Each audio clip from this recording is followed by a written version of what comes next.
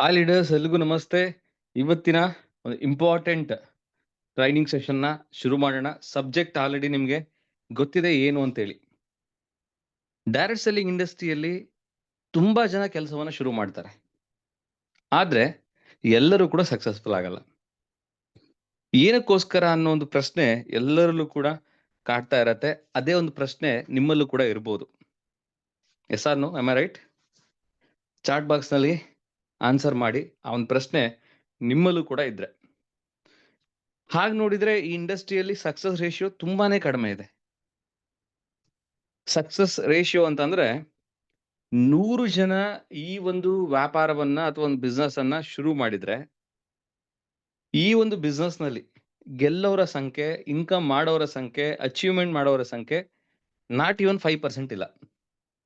ಅಂದ್ರೆ 100 ಜನ ಈ ಒಂದು ಬಿಸ್ನೆಸ್ ಶುರು ಮಾಡಿದ್ರೆ ಈವನ್ 5 ಜನರು ಕೂಡ ಸಕ್ಸಸ್ಫುಲ್ ಆಗ್ತಾ ಇಲ್ಲ. ಏನಕ್ಕೋಸ್ಕರ ಅನ್ನೋ ಒಂದು ಪ್ರಶ್ನೆಗೆ ಉತ್ತರವನ್ನ ನೀವಿವತ್ತು ಕಂಡ್ಕೊಳ್ತೀರಾ. ಸೊ ಈ ಒಂದು ಉತ್ತರ ನಿಮ್ಗಳಿಗೆ ನಿಜವಾಗ್ಲೂ ಕೂಡ ಅವಶ್ಯಕತೆ ಇದೆಯಾ?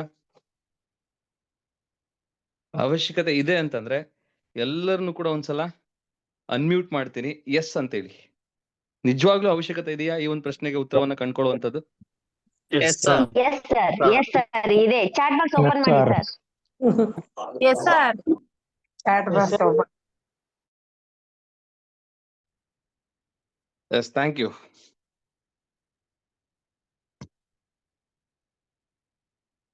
ಎಲ್ಲರಿಗೂ ಕೂಡ ಈ ಒಂದು ಪ್ರಶ್ನೆಗೆ ಉತ್ತರ ಬೇಕಾಗಿದೆ. ಆ ಒಂದು ಉತ್ತರವನ್ನ ಕಂಡ್ಕೊಳ್ಳುವಂತಹ ಪ್ರಯತ್ನ ನಾವಿವತ್ತು ಮಾಡೋಣ. ಮೊದಲನೇದಾಗಿ ಒಂದು ವ್ಯಾಪಾರದಲ್ಲಿ ಫೇಲ್ಯೂರ್ ಅಂದ್ರೆ ಏನು ಅನ್ನೋದನ್ನ ನಾವು ತಿಳ್ಕೊಳ್ಬೇಕಾಗತ್ತೆ. ಡೈರೆಕ್ಟ್ ಸೆಲ್ಲಿಂಗ್ ಇಂಡಸ್ಟ್ರಿ ತುಂಬಾ ಜನ ಕೆಲಸವನ್ನ ಶುರು ಮಾಡ್ತಾರೆ, ಒಂದು ನಂಬಿಕೆ ಇಟ್ಟು ನಾನು ಗೆಲ್ತೀನಿ, ಇದ್ರಲ್ಲಿ ಇನ್ಕಮ್ ಮಾಡ್ತೀನಿ, ನನ್ನ ಕನಸುಗಳನ್ನ ನನಸು ಮಾಡ್ಕೊಳ್ತೀನಿ ಅಂತೇಳಿ. ಬಟ್ ಆ ತರ ಶುರು ಮಾಡದಂತ ಎಲ್ಲರೂ ಕೂಡ ಸಕ್ಸಸ್ಫುಲ್ ಆಗ್ತಾ ಇಲ್ಲ, ಫೇಲ್ಯೂರ್ನ ಅನುಭವಿಸ್ತಾ ಇದ್ದಾರೆ. ಹಾಗಿದ ಮೇಲೆ ಫಸ್ಟ್ ಆಫ್ ಆಲ್ ಫೇಲ್ಯೂರ್ ಅಂದ್ರೆ ಏನು ಅನ್ನೋದನ್ನ ನಾವು ಅರ್ಥ ಮಾಡ್ಕೊಳ್ಬೇಕು. ನಾನು ಇನ್ ಜನರಲ್ ಆಗಿ ಒಂದು ಬಿಸ್ನೆಸ್ ನಲ್ಲಿ ಫೇಲ್ಯೂರ್ ಅಂದ್ರೆ ಏನು ಅನ್ನೋದನ್ನ ಅರ್ಥ ಮಾಡಿಸುವಂತ ಪ್ರಯತ್ನ ಮಾಡ್ತೀನಿ. ಯಾವಾಗ ಒಂದು ವ್ಯಾಪಾರದಲ್ಲಿ ಲಾಭವನ್ನ ನಾವು ಕಾಣಲ್ವೋ ಅವಾಗ ಆ ವ್ಯಾಪಾರದಲ್ಲಿ ನಾವು ಫೇಲ್ಯೂರ್ ಆಗಿದ್ದೀವಿ ಅಥವಾ ಫೇಲ್ ಅನ್ನ ಅನುಭವಿಸಿದೀವಿ ಅಂತ ನಾವು ಹೇಳ್ತೀವಿ. ಪ್ರತಿ ಒಂದು ಬಿಸ್ನೆಸ್ ಕೂಡ ಒಂದು ಲಾಭವನ್ನ ನೋಡ್ಬೇಕು ಅಂತಂದ್ರೆ ಒಂದಿಷ್ಟು ವರ್ಷಗಳಂತ ತಗೊಳುತ್ತೆ. ಎಸ್ಸಾರ್ನು ಹಾಗಿರುವಾಗ ನಾವು ಯಾವುದೇ ಬಿಸ್ನೆಸ್ ನ ಶುರು ಮಾಡಿದ್ರು ಕೂಡ ಲಾಭ ಗಳಿಸ್ಲಿಕ್ಕೆ ಕೆಲವೊಂದಿಷ್ಟು ವರ್ಷಗಳನ್ನ ಕಾಯುವಂತ ಮನಸ್ಥಿತಿ ನಮಗಿರುವಾಗ, ಎಸ್ಪೆಷಲಿ ಡೈರೆಕ್ಟ್ ಸೆಲ್ಲಿಂಗ್ ಇಂಡಸ್ಟ್ರಿ ಅಂತ ಬಂದಾಗ ಅಥವಾ ನೆಟ್ವರ್ಕ್ ಮಾರ್ಕೆಟಿಂಗ್ ಇಂಡಸ್ಟ್ರಿ ಅಂತ ಬಂದಾಗ, ನಾವು ಶುರು ಮಾಡಿದಂತಹ ಕೆಲವೇ ದಿನಗಳಲ್ಲಿ, ಕೆಲವೇ ವಾರಗಳಲ್ಲಿ ನಾವು ಲಾಭವನ್ನ ಎಕ್ಸ್ಪೆಕ್ಟ್ ಮಾಡ್ತೀವಿ. ಇದು ಕೂಡ ಒಂದು ಮೇಜರ್ ರೀಸನ್ ತುಂಬಾ ಜನ ಇಂಡಸ್ಟ್ರಿಯಲ್ಲಿ ಫೇಲ್ ಆಗ್ತಿರೋದಕ್ಕೆ. ಅಂದ್ರೆ ತುಂಬಾ ಜನರು ಇದನ್ನ ಬಿಸ್ನೆಸ್ ರೂಪದಲ್ಲೇ ನೋಡಿಲ್ಲ, ಜಾಬ್ ರೂಪದಲ್ಲಿ ನೋಡಿರ್ತಾರೆ. ಎಲ್ಲಿವರೆಗೂ ಕೂಡ ನಮ್ಗೆ ಈ ಒಂದು ಬೇಸಿಕ್ ಅರ್ಥ ಆಗಲ್ವೋ ಅಲ್ಲಿವರೆಗೂ ನಾವು ಇಂಡಸ್ಟ್ರಿಯಲ್ಲಿ ಗೆಲ್ಲಿಕ್ಕಾಗಲ್ಲ, ಸಕ್ಸಸ್ನ ಪಡಿಲಿಕ್ಕಾಗಲ್ಲ. ಫಸ್ಟ್ ಆಫ್ ಆಲ್ ನಾವು ಅರ್ಥ ಮಾಡ್ಕೊಳ್ಬೇಕು, ನೆಟ್ವರ್ಕ್ ಮಾರ್ಕೆಟಿಂಗ್ ಬಿಸ್ನೆಸ್ ಅಥವಾ ಡೈರೆಕ್ಟ್ ಸೆಲ್ಲಿಂಗ್ ಬಿಸ್ನೆಸ್ ಅನ್ನುವಂಥದ್ದು ಒಂದು ಬಿಸ್ನೆಸ್ ಅಂತ, ಜಾಬ್ ಅಲ್ಲ ಅಂತೇಳಿ. ಹೇಗೆ ನೀವು ಒಂದು ಕಂಪನಿಯಲ್ಲಿ ಒಂದು ಕೆಲಸಕ್ಕೆ ಸೇರ್ಕೊಂಡಿದ ತಕ್ಷಣನೇ 30 ದಿನ ಕೆಲಸ ಮಾಡಿದ ತಕ್ಷಣ ಒಂದು ಸ್ಯಾಲರಿ ಅಂತ ಸಿಕ್ಬಿಡುತ್ತೆ, ಆ ತರದ ಆದಾಯವನ್ನ ಈ ಇಂಡಸ್ಟ್ರಿಯಲ್ಲಿ ತುಂಬಾ ಜನ ಎಕ್ಸ್ಪೆಕ್ಟೇಷನ್ ಇಟ್ಕೊಳ್ತಾರೆ. ಆ ಎಕ್ಸ್ಪೆಕ್ಟೇಷನ್ ಇಟ್ಕೊಂಡು ಕೆಲಸ ಮಾಡ್ತಾರೆ. ಆ ಎಕ್ಸ್ಪೆಕ್ಟೇಷನ್ ತಕ್ಕಂತಹ ಒಂದು ಇನ್ಕಮ್ ಜಾಬ್ ರೂಪದಲ್ಲಿ ಏನು ಸಿಗಬೇಕಲ್ಲ, ಆ ತರ ಇಲ್ಲಿ ಸಿಕ್ಕಿಲ್ಲ ಅಂತ ಅಂದಾಗ ತುಂಬಾ ಜನ ನಿರಾಸೆಗೊಳಗಾಗ್ತಾರೆ, ಬೇಜಾರಾಗ್ತಾರೆ, ಡಿಪ್ರೆಷನ್ಗೆ ಹೋಗ್ತಾರೆ, ಓಪ್ನ ಕಳ್ಕೊಳ್ತಾರೆ, ಇದು ನನ್ನ ಕೈಲಿ ಆಗಲ್ಲ ಅಂತೇಳಿ ಕ್ವಿಟ್ ಮಾಡುವಂತಹ ನಿರ್ಧಾರವನ್ನು ಕೂಡ ಮಾಡ್ತಾರೆ. Am I right? Yes or no? So ಹಾಗಾಗಿ ಇವತ್ತಿನ ಕಾರ್ಯಕ್ರಮದಲ್ಲಿ ಯಾರೆಲ್ಲ ಭಾಗವಹಿಸಿದ್ದೀರಾ, ಯಾರೆಲ್ಲ ನನ್ನ ಒಂದು ವಾಯ್ಸ್ ಅನ್ನ ಕೇಳಿಸ್ಕೊಳ್ತಾ ಇದ್ದೀರಾ, ಅವ್ರಗಳಿಗೆ ಫಸ್ಟ್ ನಾನು ಮೈಂಡ್ ಸೆಟ್ ಮಾಡುವುದು ಏನಂತಂದ್ರೆ, ನೀವು ಕೂಡ ಈ ಬಿಸ್ನೆಸ್ ನಲ್ಲಿ ಫೇಲ್ ಆಗಬಾರ್ದು. ನೀವು ಯಾವ ಸಂಸ್ಥೆಯಲ್ಲಿ ಕೆಲಸ ಮಾಡ್ತಿದ್ದೀರಾ ಆ ಸಂಸ್ಥೆಯಲ್ಲಿ ನೀವು ಅನ್ಕೊಂಡಂತ ಒಂದು ಇನ್ಕಮ್ನ, ಒಂದು ಅಚೀವ್ಮೆಂಟ್ ಅನ್ನ, ಒಂದು ಸಕ್ಸಸ್ ಅನ್ನ ಅಥವಾ ನಿಮ್ಮ ಕನಸುಗಳನ್ನ ನನಸು ಮಾಡ್ಕೊಳ್ಬೇಕು ಅಂತಂದ್ರೆ ಫಸ್ಟ್ ನೀವು ನಿಮ್ ತಲೆಯಿಂದ ತೆಗಿಬೇಕಿರೋದೇನಂತಂದ್ರೆ ಇದು ಜಾಬ್ ಅಲ್ಲ, ಬಿಸ್ನೆಸ್ ಅಂತೇಳಿ. ಅದಕ್ಕೊಂದು ಉದಾಹರಣೆನೂ ಕೂಡ ಕೊಟ್ಬಿಡ್ತೀನಿ ನಾನು ನಿಮ್ಗೆ. ಲೆಟ್ಸ್ ಅಸ್ಯೂಮ್ ನೀವು ಒಂದು ಹೋಟೆಲ್ ಬಿಸ್ನೆಸ್ ಶುರು ಮಾಡಿದ್ದೀರಾ. ಒಂದು 10 ಲಕ್ಷ ರೂಪಾಯಿ ಮಿನಿಮಮ್ ಬೇಕಾ ಒಂದು ಹೋಟೆಲ್ ಶುರು ಮಾಡ್ಬೇಕು ಅಂತಂದ್ರೆ? ಒಂದು ಜಾಗ ಹುಡುಕ್ಬೇಕು, ಆ ಜಾಗದಲ್ಲಿ ನೀವು ಅಡ್ವಾನ್ಸ್ ಕೊಡಬೇಕು. ಅದಾದ್ಮೇಲೆ ಒಂದು ಹೋಟೆಲಿಗೆ ಬೇಕಾದಂತ ಒಂದು ಇಂಟೀರಿಯರ್ಸ್ ನ ನೀವು ರೆಡಿ ಮಾಡ್ಕೊಳ್ಬೇಕು. ಒಂದ್ 3-4 ಜನ ಕೆಲ್ಸಕ್ಕಾದ್ರೂ ತಗೊಳ್ಬೇಕು. ಇಷ್ಟೆಲ್ಲ ಆದ್ಮೇಲೆ ನೀವು ಶುರು ಮಾಡಿದ ದಿನದಿಂದನೇ ಜನರು ನಿಮ್ಮ ಹತ್ರ ಬರಲ್ಲ. ಯಾಕಂದ್ರೆ ಅದು ಹೊಸ ಹೋಟೆಲ್. ಅಕ್ಕಪಕ್ಕದಲ್ಲಿ ತುಂಬಾ ಹೋಟೆಲ್ಸ್ ಇರುತ್ತೆ. ಆ ಎಲ್ಲಾ ಹೋಟೆಲ್ಸ್ಗಳು ಬಿಟ್ಟು ನಿಮ್ಮ ಹತ್ರನೇ ಬರ್ಬೇಕು ಅಂತಂದ್ರೆ ಕೆಲವು ತಿಂಗಳು ನೀವು ವೇಟ್ ಮಾಡ್ಬೇಕು. ಅಂಡ್ ಹೊಸ ಶುರುವಾಗಿದೆಲ್ಲ ನೋಡೋಣ ಅಂತೇಳಿ ಟ್ರೈ ಮಾಡ್ಲಿಕ್ಕೆ ಬಂದವ್ರಿಗೆ ಒಂದು ಒಳ್ಳೆ ಸರ್ವಿಸ್ ಕೊಡಬೇಕು. ಅವ್ರಿಗೆ ಒಳ್ಳೆ ಟೇಸ್ಟ್ ನೀವು ಪ್ರೊವೈಡ್ ಮಾಡಬೇಕು. ಹೈಜೀನ್ ಮೇಂಟೈನ್ ಮಾಡಬೇಕು. ಸೊ ನೀವು ಒಂದು 10 ಲಕ್ಷ ಬಂಡವಾಳ ಹಾಕಿದೀರಾ ಅಂದ್ರೆ ಆ 10 ಲಕ್ಷ ಬಂಡವಾಳವನ್ನು ರಿಟರ್ನ್ ತೆಗಿಲಿಕ್ಕೆ ನೀವು 10 ತಿಂಗಳು ಕಾಯ್ಬೇಕು. ಒಪ್ಕೊಳ್ತೀರಿ ಒಂದು ಪಾಯಿಂಟ್ ನ? ಒಂದ್ಸಲ ಅದು ಫೇಮಸ್ ಆದ್ಮೇಲೆ, ಅದು ಒಂದ್ಸಲ ಜನರಿಗೆ ಪರಿಚಯ ಆದ್ಮೇಲೆ, ನಿಮ್ಮ ಒಂದು ಹೋಟೆಲ್ ಇಷ್ಟ ಆದ್ಮೇಲೆ ತಿಂಗಳಿಗೆ 1 ಲಕ್ಷ ದುಡಿತೀರಾ ಅಥವಾ ತಿಂಗಳಿಗೆ 2 ಲಕ್ಷ ದುಡಿತೀರಾ ಆ ಒಂದು ಹೋಟೆಲ್ ಇಂದ, ಅದ್ ಬೇರೆ ಪ್ರಶ್ನೆ. ತಿಂಗಳಿಗೆ 1 ಲಕ್ಷ 2 ಲಕ್ಷ ಪ್ರಾಫಿಟ್ ಮಾಡ್ತೀರಾ, ಅದ್ರ ಬಗ್ಗೆ ನಾನು ಮಾತಾಡ್ತಾ ಇಲ್ಲ. ಶುರು ಮಾಡಿದ ಹಂತದಲ್ಲಿ ನಾನು ಮಾತಾಡ್ತಾ ಇದ್ದೀನಿ. ಶುರು ಮಾಡಿದ ಬಿಗಿನಿಂಗ್ ಡೇಸ್ ಗಳ ಬಗ್ಗೆ ನಾನು ಮಾತಾಡ್ತಾ ಇದ್ದೀನಿ. ಒಂದು ಉದಾಹರಣೆ ಕೊಟ್ಟಿರೋದು ಏನಕ್ಕೆ ಅಂತಂದ್ರೆ ನಿಮಗೆ ಅರ್ಥ ಆಗ್ಲಿ ಬಿಸ್ನೆಸ್ ಅಲ್ಲಿ ಹೇಗಿರತ್ತೆ ಬಿಗಿನಿಂಗ್ ಡೇಸ್ ಅಲ್ಲಿ ಅಂತ ಹೇಳಿ. ನೀವು ನಿಜವಾಗ್ಲೂ ಡೈರೆಕ್ಟ್ ಸೆಲ್ಲಿಂಗ್ ನ ಅಥವಾ ನೆಟ್ವರ್ಕ್ ಮಾರ್ಕೆಟಿಂಗ್ ನ ಒಂದು ಬಿಸ್ನೆಸ್ ಅಂತ ಹೇಳಿ ಮೈಂಡ್ ಸೆಟ್ ಮಾಡ್ಕೊಂಡಿದ್ದೇ ಆಯ್ತು ಅಂತ ಅಂದ್ರೆ ಈ ಒಂದು ಎಕ್ಸಾಂಪಲ್ ನಿಮಗೆ ಒಂದು ಬಹುದೊಡ್ಡ ಲೆಸನ್ ನ ಕಲಿಸ್ಕೊಡತ್ತೆ. ಯಾರೆಲ್ಲ ಡೈರೆಕ್ಟ್ ಸೆಲ್ಲಿಂಗ್ ಇಂಡಸ್ಟ್ರಿಯಲ್ಲಿ ನಿಮ್ ಟೀಮ್ ನಲ್ಲಿ ಕೆಲಸ ಶುರು ಮಾಡ್ತಾರೋ ಅವರಿಗೆ ಮೇಜರ್ ಮೈಂಡ್ ಸೆಟ್ ಆಗ್ಬೇಕಿರೋದು ಇದೇನೆ. ಇದು ಜಾಬ್ ಅಲ್ಲ, ಬಿಸ್ನೆಸ್. ಒಂದು ಬಿಸ್ನೆಸ್ ಅಂತ ಅಂದ್ರೆ ಒಂದು ಬಂಡವಾಳವನ್ನ ನೀವು ಹಾಕ್ಬೇಕಾಗತ್ತೆ. 5 ಲಕ್ಷ 10 ಲಕ್ಷ ರೂಪಾಯಿ ಬಂಡವಾಳ ಹಾಕ್ಬೇಕಾಗತ್ತೆ. ನೀವು ತಿಂಗಳಿಗೆ 1 ಲಕ್ಷ ರೂಪಾಯಿ ಲಾಭ ಮಾಡುವಂತ ಒಂದು ಬಿಸ್ನೆಸ್ ಮಾಡ್ಬೇಕು ಅಂದ್ರೆ ಕನಿಷ್ಠ 10 ಲಕ್ಷ ರೂಪಾಯಿ ಬಂಡವಾಳ ಹಾಕಿ ಯಾವ್ದಾದ್ರು ಒಂದು ವ್ಯಾಪಾರ ಶುರು ಮಾಡ್ಬೇಕು. ಅದು ಬೇಕರಿ ಆಗಿರ್ಬೋದು, ಹೋಟೆಲ್ ಆಗಿರ್ಬೋದು, ಅಥವಾ ಒಂದು ಟೀ ಅಂಗಡಿ ಆಗಿರ್ಬೋದು, ಹೆಸರು ಒಂದು ಬಟ್ಟೆ ಅಂಗಡಿ ಆಗಿರ್ಬೋದು. ಕನಿಷ್ಠ 10 ಲಕ್ಷ ಬಂಡವಾಳ ಬೇಕು. ಒಂದ್ 2-3 ಜನ ಕೆಲಸಕ್ಕೆ ಇಟ್ಕೊಳ್ಬೇಕು. ತಿಂಗಳ 1 ಲಕ್ಷ 2 ಲಕ್ಷ ನೀವು ಲಾಭ ಮಾಡುವಂತಹ ಒಂದು ಬಿಸ್ನೆಸ್ ನೀವು ಮಾಡ್ಬೇಕು ಅಂದ್ರೆ, ಅಂಡ್ ಆ ಬಂಡವಾಳವನ್ನ ತೆಗಿಲಿಕ್ಕೆ ಲಾಭ ಮಾಡೋ ಸೆಕೆಂಡರಿ, ಹಾಕಿರೋ ಬಂಡವಾಳ ತೆಗಿಲಿಕ್ಕೆ 10 ತಿಂಗಳು ಕಾಯ್ಬೇಕು. ಸೊ ಈ ತರದ ವ್ಯವಸ್ಥೆಯ ಮಧ್ಯೆ ಒಂದು ವ್ಯವಸ್ಥೆಯಲ್ಲಿ ನಿಮ್ಗೆ ಬಂಡವಾಳನೇ ಇಲ್ಲದೆ ಝೀರೋ ಇನ್ವೆಸ್ಟ್ಮೆಂಟ್ ಒಂದು ವ್ಯಾಪಾರ ಶುರು ಮಾಡೋದಕ್ಕೆ ನಿಮ್ಗೆ ಅವಕಾಶ ಸಿಕ್ಕಿದ ಮೇಲೂ ಕೂಡ ಅಲ್ಲಿ ನೀವು ಶುರು ಮಾಡಿದ ಒಂದೇ ತಿಂಗಳಿಗೆ ಲಾಭ ಎಕ್ಸ್ಪೆಕ್ಟ್ ಮಾಡೋದು ಎಷ್ಟು ಮಟ್ಟಿಗೆ ಸರಿ ಅನ್ನೋ ಒಂದು ಪ್ರಶ್ನೆಯನ್ನ ನಾನು ಇಲ್ಲಿ ಕೇಳ್ತಾ ಇದ್ದೀನಿ. ಅದಲ್ಲದೆ ಲಕ್ಕಿಲಿ ಇಂಡಸ್ಟ್ರಿ ಶುರು ಮಾಡಿದ ಮೊದಲನೇ ತಿಂಗಳಲ್ಲೇ ಒಂದು ಇನ್ಕಮ್ ಕೊಡ್ಲಿಕ್ಕೆ ಸ್ಟಾರ್ಟ್ ಮಾಡುತ್ತೆ. ಅದು ಈ ಒಂದು ಇಂಡಸ್ಟ್ರಿಯ ಬ್ಯೂಟಿ. ಶುರು ಮಾಡಿದ ಫಸ್ಟ್ ಮಂತ್ ಅಲ್ಲೇ ಎಷ್ಟೋ ಜನ 500 ರೂಪಾಯಿ ದುಡ್ದಿರೋರು ಇದಾರೆ, 5,000 ದುಡ್ದಿರೋರು ಇದಾರೆ, ಈವನ್ 50,000 ದುಡ್ದಿರೋರು ಇದಾರೆ, 2 ಲಕ್ಷನೂ ಕೂಡ ಇನ್ಕಮ್ ಮಾಡಿರೋರು ಇದಾರೆ ಶುರು ಮಾಡಿದ ಕೆಲವು ತಿಂಗಳುಗಳಲ್ಲಿ. ಅಂತ ಒಂದು ಅದ್ಭುತವಾದ ವ್ಯವಸ್ಥೆಯಲ್ಲೂ ಕೂಡ ನೀವು ಜಾಬ್ ತರ ಎಕ್ಸ್ಪೆಕ್ಟ್ ಮಾಡೋದು ಎಷ್ಟು ಮಟ್ಟಿಗೆ ಸರಿ ಅನ್ನೋ ಒಂದು ಪ್ರಶ್ನೆಯನ್ನ ನೀವುಗಳು ನಿಮ್ಗೂ ಕೇಳ್ಕೊಳ್ಬೇಕು ಅಂಡ್ ನಿಮ್ ಟೀಮ್ ಮೆಂಬರ್ಸ್ಗೂ ಕೂಡ ಕೇಳ್ಬೇಕು. ತುಂಬಾ ಜನ ಇದನ್ನ ಅರ್ಥ ಮಾಡ್ಕೊಳ್ದೆ ನಾನು ಕೂಡ ಈ ಬಿಸ್ನೆಸ್ ಟ್ರೈ ಮಾಡಿದೆ, ಆದ್ರೆ ಇದು ನನಗೆ ವರ್ಕೌಟ್ ಆಗ್ಲಿಲ್ಲ, ಇದು ಮೋಸ ಮಾಡೋ ವ್ಯಾಪಾರ, ಇನ್ನೊಬ್ರಿಗೆ ಟೋಪಿ ಹಾಕಿ ದುಡ್ಡು ಮಾಡುವಂಥದ್ದು, ಇದು ಚೈನ್ ಲಿಂಕ್ ಬಿಸ್ನೆಸ್ ಅಂತೇಳಿ 108 ರೀತಿಯ ಕಾರಣಗಳನ್ನ ಕೊಟ್ಟು ತಮ್ಮ ಫೇಲ್ಯೂರ್ನ ಸಮರ್ಥನೆ ಮಾಡ್ಕೊಳ್ತಾರೆ.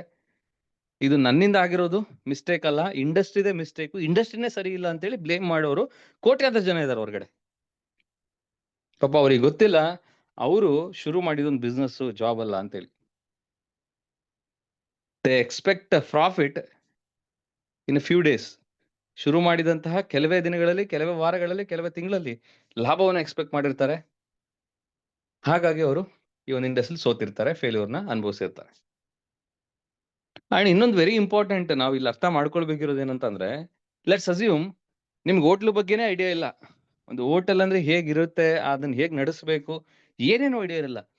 ಆಲ್ ಆಫ್ ಎ ಸಡನ್ ನಿಮ್ಮ ಹತ್ರ 10 ಲಕ್ಷ ಬಂಡವಾಳ ಇದೆ ಅಂತ ಅನ್ಕೊಂಡು ಒಂದು ಹೋಟ್ಲನ್ನ ರಾತ್ರಿ ಶುರು ಮಾಡ್ಲಿಕ್ಕೆ ಒಂದು ನಿರ್ಧಾರ ಮಾಡ್ತೀರಾ ನೀವು? ಈಗ ನಾನೇ ನಿಮಗೆ ಒಂದು 10 ಲಕ್ಷ ರೂಪಾಯಿ ಸಾಲ ಕೊಡ್ತೀನಿ ಅಂತ ಅನ್ಕೊಳ್ಳಿ, ಒಂದು ಹೋಟ್ಲನ್ನ ಶುರು ಮಾಡ್ಲಿಕ್ಕೆ. ಕೊಟ್ಟಿದ್ ನಾಳೆಗೇನೆ ನೀವು ಹೋಟ್ಲನ್ನ ಶುರು ಮಾಡ್ಲಿಕ್ಕೆ ಪ್ಲಾನಿಂಗ್ ಮಾಡ್ಕೊಳ್ತೀರಾ ಅಥವಾ ಅದನ್ನ ಕೆಲಸ ಶುರು ಮಾಡ್ತೀರಾ?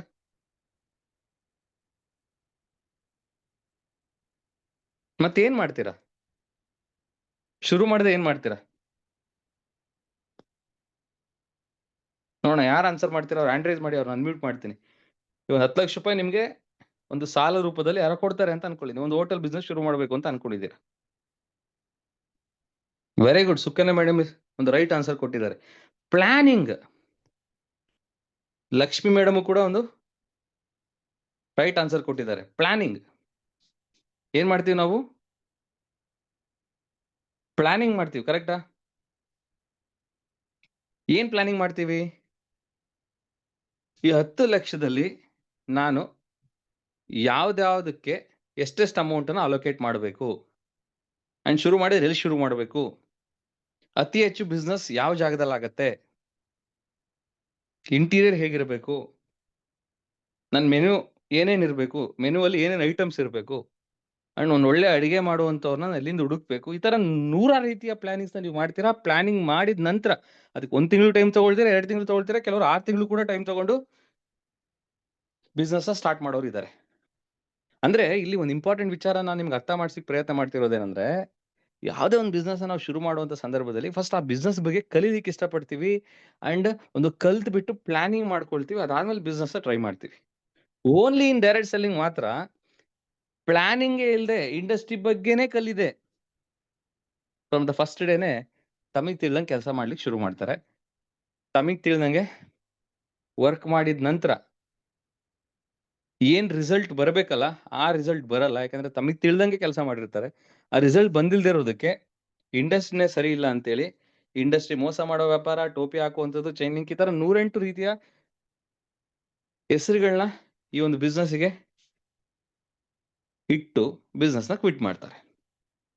ಇವಾಗ ನಿಮ್ಗಳಿಗೆಲ್ಲರಿಗೂ ಕೂಡ ಅರ್ಥ ಆಗ್ತಾ ಇದೆ ಅಂತ ಅನ್ಕೊಳ್ತೀನಿ ಯಾಕೆ ಜನ ಈ ಇಂಡಸ್ಟ್ರಿಯಲ್ಲಿ ಫೇಲ್ ಆಗ್ತಾ ಇದ್ದಾರೆ.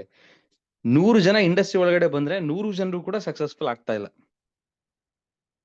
ಯಾಕೆ ಯಾಕೆ ಯಾಕೆ ಅನ್ನೋ ಒಂದು ಪ್ರಶ್ನೆಗೆ ನಿಮಗೆ ಕ್ಲಿಯರ್ ಪಿಕ್ಚರ್ ಸಿಗ್ತಾ ಇದೆ ಅಂತ ಅನ್ಕೊಳ್ತೀನಿ. Yes or no?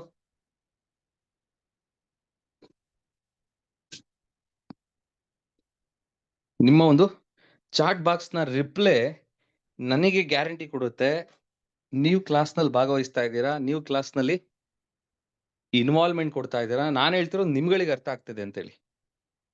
ಯಾಕೆಂದ್ರೆ ನಾನ್ ನಿಮ್ಮನ್ನ ನೋಡ್ತಾ ಇಲ್ಲ, ನೀವು ನನ್ನ ನೋಡ್ತಾ ಇಲ್ಲ. ಇದೊಂದು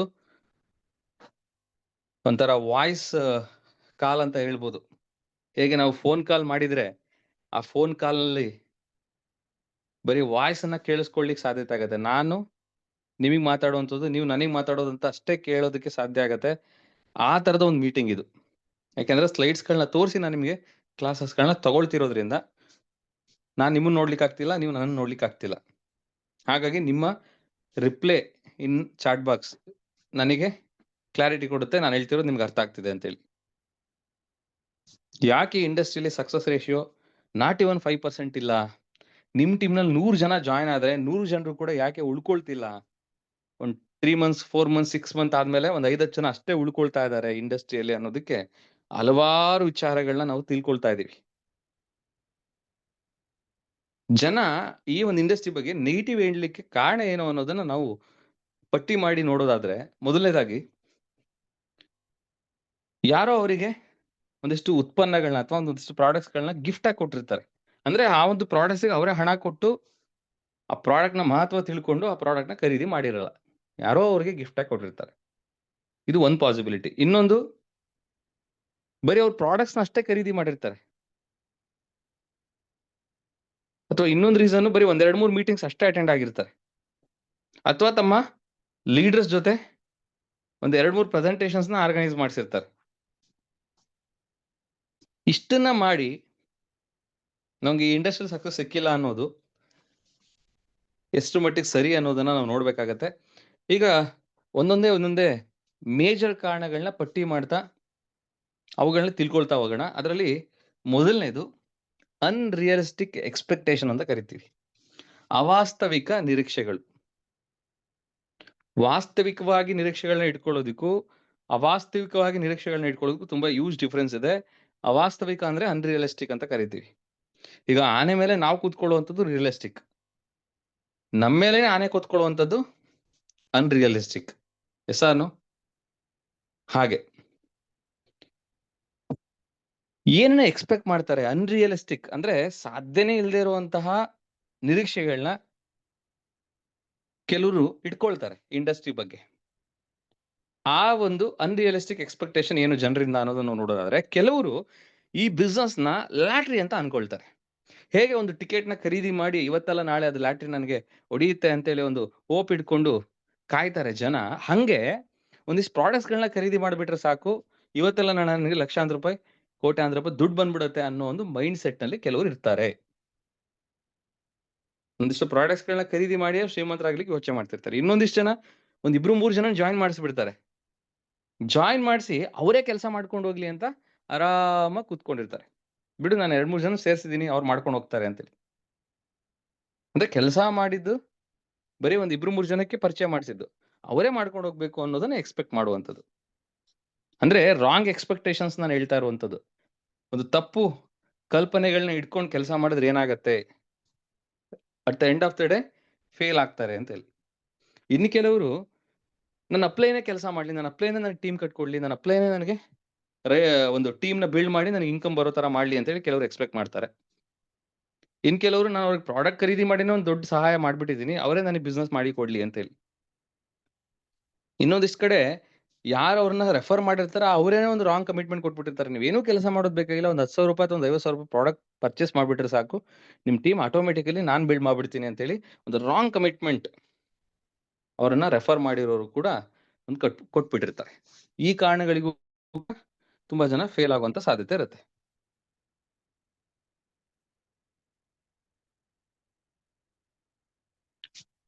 ನೆಕ್ಸ್ಟ್ ರೀಸನ್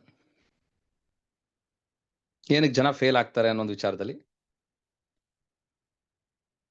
ಕೆಲವೊಂದ್ ಕಡೆ ಇಂಡಸ್ಟ್ರಿಯಲ್ಲಿ ಕೆಲವೊಂದಿಷ್ಟು ಪಾಸಿಟಿವ್ ಪಾಯಿಂಟ್ಸ್ ಜನರು ಸೀರಿಯಸ್ ಆಗಿ ತಗೊಳ್ಳುವಂತ ವಿಚಾರದಲ್ಲಿ ನೆಗೆಟಿವ್ ಆಗ್ತಾ ಇದೆ. ಅಂದ್ರೆ ಒಂದು ಗಾದೆ ಮಾತನ್ನ ನಾವು ಕೇಳಿರ್ತೀವಿ, ಅಮೃತ ಅನ್ನುವಂಥದ್ದು ಲಿಮಿಟೆಡ್ ಆಗಿರ್ಬೇಕು, ಅದೇ ಅಮೃತ ಅತಿ ಆದ್ರೆ ವಿಷ ಆಗತ್ತೆ ಅಂತ ಹೇಳಿ. ಹಾಗೆ ಈ ಇಂಡಸ್ಟ್ರಿಯಲ್ಲಿ ತುಂಬಾ ಒಳ್ಳೆ ಪಾಯಿಂಟ್ಸ್ಗಳು, ತುಂಬಾ ಒಳ್ಳೆ ವಿಚಾರಗಳು, ಅತಿ ಹೆಚ್ಚು ಬೆನಿಫಿಟ್ಸ್ ಗಳು ಸಿಗ್ತಾ ಇರೋದೇ ಎಲ್ಲೋ ಒಂದ್ ಕಡೆ ಇಂಡಸ್ಟ್ರಿಗೆ ನೆಗೆಟಿವ್ ಆಗ್ತಾ ಇದೆ. ಎಕ್ಸಾಂಪಲ್ ಕೊಡ್ತೀನಿ ಹೇಗೆ ಅಂತ ಹೇಳಿ. ಅತಿ ಆದ್ರೆ ಅಮೃತನು ವಿಷ ಅಂತ ಹೇಳ್ತಾರಲ್ಲ ಆ ತರ. ನೋಡಿ, ಇಲ್ಲಿ ಬಂಡವಾಳನೇ ಇಲ್ಲ. ಜಸ್ಟ್ ಒಂದು 5,000ನೋ 10,000ನೋ 1,000ನೋ ಪ್ರಾಡಕ್ಟ್ ನ ಪರ್ಚೇಸ್ ಮಾಡಿದ್ರೆ ಸಾಕು, ಈ ಇಂಡಸ್ಟ್ರಿಯಲ್ಲಿ ವರ್ಕ್ ಮಾಡ್ಲಿಕ್ಕೆ ನಮ್ಗೆ ಅವಕಾಶ ಸಿಗತ್ತೆ. ಕರೆಕ್ಟಾ? ಸೊ ಇವಾಗ ನೀವು ಯೋಚನೆ ಮಾಡಿ, ನೀವೊಂದು ಹೋಟೆಲ್ ಬಿಸ್ನೆಸ್ ನ ಒಂದು 10 ಲಕ್ಷ ರೂಪಾಯಿ ಬಂಡವಾಳ ಹಾಕಿ ಏನ್ ಶುರು ಮಾಡ್ತಿರಲ್ಲ, ಅದರಲ್ಲಿ ಸೀರಿಯಸ್ನೆಸ್ ಜಾಸ್ತಿ ಇರುತ್ತೋ, ಅಥವಾ ಏನೂ ಬಂಡವಾಳ ಹಾಕ್ದೆ ಯಾರೋ ಒಬ್ರು ಬಂಡವಾಳ ಹಾಕಿ ನಿಮ್ಮನ್ನ ಓನರ್ ಮಾಡಿ ಹೋಟೆಲ್ ನ ನಡೆಸು ಅಂತ ಹೇಳ್ತಾರಲ್ಲ, ಅದ್ರಲ್ಲಿ ಸೀರಿಯಸ್ನೆಸ್ ಇರುತ್ತೋ? 2 ಆಪ್ಷನ್ ಹೇಳ್ತಾ ಇದ್ದೀನಿ. ಆಪ್ಷನ್ ನಂಬರ್ 1, ನೀವೇ ನಿಮ್ಮ ಸ್ವಂತ ಹಣದಲ್ಲಿ ಒಂದು 10 ಲಕ್ಷ ರೂಪಾಯಿ ಸಾಲ ಮಾಡಿನೋ ಅಥವಾ ಎಲ್ಲೋ ಒಂದು ಆಸ್ತಿನ ಮಾರಿನೋ ಅಥವಾ ಕಷ್ಟಪಟ್ಟು ದುಡಿದು ಸೇವ್ ಮಾಡಿರುವಂತ ಒಂದು 10 ಲಕ್ಷ ದುಡ್ಡನ್ನು ತಂದು ಹೋಟೆಲ್ ಮಾಡೋದ್ರಲ್ಲಿ ಅತಿ ಹೆಚ್ಚು ಶ್ರದ್ಧೆ, ಸೀರಿಯಸ್ನೆಸ್ ಇರುತ್ತೋ, ಅಥವಾ ನಿಮ್ ಫ್ರೆಂಡೋ ಅಥವಾ ನಿಮ್ಮ ಪೇರೆಂಟ್ಸೋ ಯಾರೋ ಒಬ್ರು ಒಂದು 10 ಲಕ್ಷ ರೂಪಾಯಿ ಬಂಡವಾಳ ಹಾಕಿ ನೀನು ಹೋಟೆಲ್ ನಡೆಸು ಅಂತ ಹೇಳ್ಬಿಟ್ಟು ನಿಮ್ಮನ್ನ ಓನರ್ ಮಾಡಿ ಆ ಹೋಟೆಲ್ ನಡೆಸು ಅಂತ ಹೇಳಿದ್ರೆ ಅಲ್ಲಿ ಸೀರಿಯಸ್ನೆಸ್ ಇರುತ್ತೆ. ಆಪ್ಷನ್ 1 ಅಥವಾ ಆಪ್ಷನ್ 2ನ? ನೀವೆಲ್ಲರೂ ಕೂಡ ತುಂಬಾ ಬುದ್ಧಿವಂತರಿದ್ದೀರಾ. ನಾನು ಹೇಳುವಂತ ಪ್ರತಿ ಒಂದು ಕೂಡ ಅರ್ಥ ಆಗ್ತಿದೆ ಅನ್ನೋದಕ್ಕೆ ನಿಮ್ಮ ಆನ್ಸರೇ ನನಗೆ ಅರ್ಥ ಮಾಡಿಸ್ತಾ ಇದೆ. ನೀವೆಲ್ಲರೂ ಕೂಡ ಅರ್ಥ ಮಾಡ್ಕೊಳ್ತೀರಾ ನಾನು ಹೇಳ್ತಿರುವಂತ ಸಬ್ಜೆಕ್ಟ್ ನ ಅಂತೇಳಿ. ನಾವು ಕೈಯಾರೆ ಖರ್ಚು ಮಾಡಿ ನಮ್ ಕೈಯಿಂದ ದುಡ್ಡು ಹಾಕಿ ಮಾಡಿದ್ರೇನೆ ಆ ಬಿಸ್ನೆಸ್ ಅಲ್ಲಿ ಸೀರಿಯಸ್ನೆಸ್ ಜಾಸ್ತಿ, ಭಯ ಭಕ್ತಿ ಜಾಸ್ತಿ, ಡಿಸಿಪ್ಲಿನ್ ಜಾಸ್ತಿ. ಎಲ್ಲಿ ಲಾಸ್ ಮಾಡ್ಕೊಳ್ತೀನಿ ಅನ್ನೋ ಒಂದು ಭಯದಿಂದ ನಾವು ಶ್ರದ್ಧೆಯಿಂದ ಒಂದು ವ್ಯಾಪಾರವನ್ನ ರನ್ ಮಾಡ್ತೀವಿ ಅಂಡ್ ಸೀರಿಯಸ್ ಆಗಿ ಕೆಲಸ ಮಾಡ್ತೀವಿ. ಯಾಕೆ? ಹೋದ್ರೆ ನಮ್ ದುಡ್ಡು ಹೋಗುತ್ತೆ ಅಂತೇಳಿ. ನೋಡಿ, ಅದೇ ವಿಚಾರ ನಮ್ಮ ಇಂಡಸ್ಟ್ರಿಲಿ ಇಲ್ಲ. ಯಾಕೆ ಹೇಳಿ? ಇಲ್ಲಿ ಇನ್ವೆಸ್ಟ್ಮೆಂಟೇ ಇಲ್ಲ. ನೀವು ಬಿಸ್ನೆಸ್ ಮಾಡ್ಲಿಕ್ಕೆ ಫ್ರೀ ಆಫ್ ಕಾಸ್ಟ್ ಅಲ್ಲಿ ಬಿಸ್ನೆಸ್ ಮಾಡ್ಬೋದು. ಯಾಕಂದ್ರೆ ನೀವು ಕೊಟ್ಟಿರೋ ದುಡ್ಡಿಗೆ ಪ್ರಾಡಕ್ಟ್ ಸಿಕ್ಬಿಡುತ್ತೆ. ಸೊ ಈ ಒಂದು ಒಂಥರ ಪಾಸಿಟಿವ್ ವಿಚಾರ ಇವತ್ತು ನೆಗೆಟಿವ್ ಆಗ್ತಾ ಇದೆ. ಅತಿ ಆದ್ರೆ ಅಮೃತ ವಿಷ ಅಂತ ಹೇಳ್ತೀವಲ್ಲ, ಆ ಒಂದು ಪಾಯಿಂಟ್ ಅಲ್ಲಿ. ಅದೇ ಏನಾದ್ರೂ ಒಂದು ಡೈರೆಕ್ಟ್ ಸೆಲ್ಲಿಂಗ್ ಕಂಪನಿಯಲ್ಲಿ ಒಬ್ಬ ವ್ಯಕ್ತಿ ಕೆಲಸವನ್ನ ಶುರು ಮಾಡಬೇಕು ಅಥವಾ ಈ ಒಂದು ವ್ಯವಸ್ಥೆಯಲ್ಲಿ ಒಂದು ಡಿಸ್ಟ್ರಿಬ್ಯೂಟರ್ ಆಗ್ಬೇಕು ಅಂತಂದ್ರೆ, ಯಾರು ಬೇಕಾದ್ರೂ ಕಸ್ಟಮರ್ ಆಗ್ಬೋದು. ಕಸ್ಟಮರ್ ಆಗ್ಲಿಕ್ಕೆ ಯಾವುದೇ ರೀತಿ ಕಂಡೀಷನ್ ಇಲ್ಲ. ಯಾರು ಬೇಕಾದ್ರೂ ಡೈರೆಕ್ಟ್ ಸೆಲ್ಲಿಂಗ್ ಕಂಪನಿಲಿ ಇರುವಂತ ಪ್ರಾಡಕ್ಟ್ಸ್ ನ ಖರೀದಿ ಮಾಡಬಹುದು. ಆದ್ರೆ ಒಂದು ಡೈರೆಕ್ಟ್ ಸೆಲ್ಲಿಂಗ್ ಕಂಪನಿಯ ಡಿಸ್ಟ್ರಿಬ್ಯೂಟರ್ ಆಗಬೇಕು ಅಂತ ಅಂದ್ರೆ ಕನಿಷ್ಠ ಒಂದು 5 ಲಕ್ಷ ರೂಪಾಯಿ ಬಂಡವಾಳ ಹಾಕ್ಬೇಕು ಅಂತ ಇದ್ದಿದ್ರೆ ಹೇಗಿರ್ತಿತ್ತು ಕಂಡೀಷನ್? ಅವಾಗ ನೋಡಿ, ನಿಜವಾದ ಸೀರಿಯಸ್ನೆಸ್ ಯಾರೆಲ್ಲ ಡಿಸ್ಟ್ರಿಬ್ಯೂಟರ್ ಆಗಿ ಸೇರ್ಕೊಳ್ತಾ ಇದ್ರಲ್ಲ ಅವ್ರೆಲ್ರಿಗೂ ಕೂಡ ಇರ್ತಾ ಇತ್ತು. ಯಾಕೆ ಹೇಳಿ? 5 ಲಕ್ಷ ರೂಪಾಯಿ ಬಂಡವಾಳ ಹಾಕಿ ಪ್ರಾಡಕ್ಟ್ಸ್ ನ ಖರೀದಿ ಮಾಡ್ತಾ ಇರ್ತಾರೆ. ಒಂದ್ ಆನ್ಸರ್ ಯಾರು ಮಾಡ್ತಿರ್ಲಿಲ್ಲ ಅನ್ನೋದು ಕರೆಕ್ಟ್, ಉಮಾ ಮೇಡಮ್ ಹೇಳ್ತಿರೋದು. ಬಟ್ ಅಟ್ಲೀಸ್ಟ್ ಮಾಡೋ ಅಂತವ್ರಾದ್ರೂ ಸೀರಿಯಸ್ ಆಗಿ ಮಾಡ್ತಾ ಇದ್ರ? ಹೆಂಗೆ ಇವತ್ತು ಜಾಬಿಗೆ ತುಂಬಾ ವ್ಯಾಲ್ಯೂ. ಯಾಕೆ? ಯಾರಾದ್ರೂ ಆನ್ಸರ್ ಮಾಡ್ಬೋದಾ? ಜಾಬಿಗೆ ಯಾಕೆ ತುಂಬಾ ವ್ಯಾಲ್ಯೂ? ಜಾಬ್ ಯಾಕೆ ಒಂದು ವ್ಯಾಲ್ಯೂನ ಕಳ್ಕೊಂಡಿಲ್ಲ?